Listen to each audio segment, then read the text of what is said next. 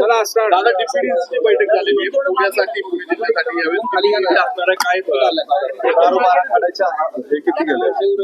प्रारूप आराखडा आता सादर झाला आणि त्या संदर्भातल्या आमच्या सूचना पालकमंत्र्यांनी घेतलेल्या आहेत आणि आम्ही सगळ्यांनी आम्हाला ज्या मध्ये काही अलोकेशन मध्ये काही कमी जास्त बदल करावेत या संदर्भातल्या आम्ही सगळ्या सूचना दिलेल्या आहेत. विशेषतः वाहतुकी संदर्भातली समस्या जी गंभीर आहे त्या संदर्भातल्या काही सूचना आम्ही त्या ठिकाणी केलेल्या आहेत. आरोग्यविषयक नाही, आरोग्य संदर्भात सुद्धा विशेषतः शाळा संदर्भात काही शाळा खोल्यांची जी काही ग्रामीण भागातील दुरावस्था आहे या संदर्भातली आता चर्चा झाली आणि त्या संदर्भामध्ये ग्रामीण भागातील शाळा खोल्यांच्या दुरुस्तीसाठी विशेष निधी देण्यासंदर्भातली सुद्धा मागणी आम्ही सगळ्यांनी केलेली आहे आणि त्याच्यामध्ये सकारात्मक निर्णय घेण्याची तयारी प्रशासनाने केलेली आहे.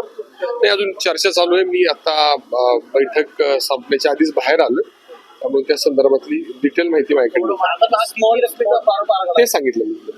नामनिर्देशित सदस्य म्हणून नेमणूक झाली आहे सरकारकडून डीपीसी वरती.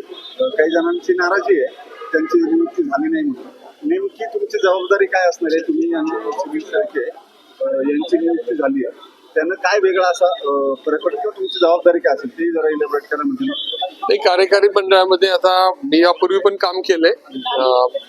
कार्यकारी मंडळात गेल्यामुळे निमंत्रित आमदाराच्या ऐवजी नामनिर्देशित आमदार म्हणून काम करता येईल आणि डीपीडीसीच्या दैनंदिन कामकाजामध्ये काही बैठका घेण्यासंदर्भातली जी काही तरतूद आहे त्या बैठका आम्हाला घेता येतील, उपस्थित राहता येईल. जो मूळ आराखडा आहे त्याच्यात हा आराखडा तयार करण्यासंदर्भातल्या प्रक्रियेमध्ये आम्हाला थेट सहभागी होता येईल.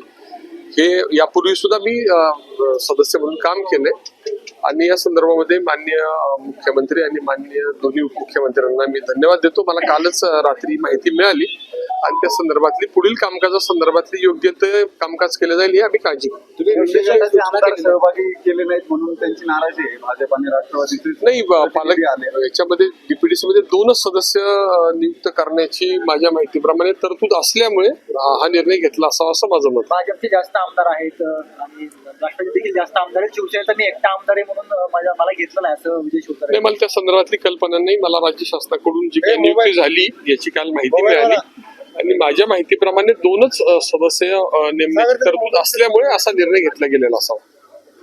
थँक्यू.